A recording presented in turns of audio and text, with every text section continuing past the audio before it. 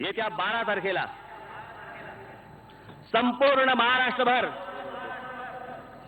माझी आपल्यालाही विनंती आहे आणि महाराष्ट्रातल्या जनतेलाही मला सांगणं आहे की येत्या 12 तारखेला संपूर्ण महाराष्ट्रभर आपण रास्ता रोको करायचंय. त्याचं नेतृत्व मीच करणार आहे.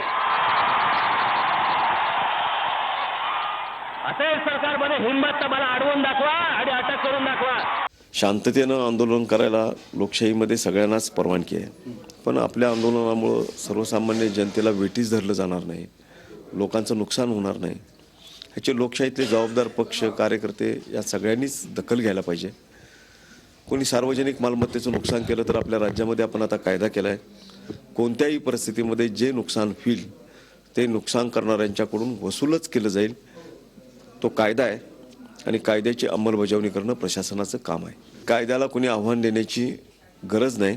कायद्याप्रमाणे जर अटक करण्याची गरज भासली तर तेही काम पोलीस करतील.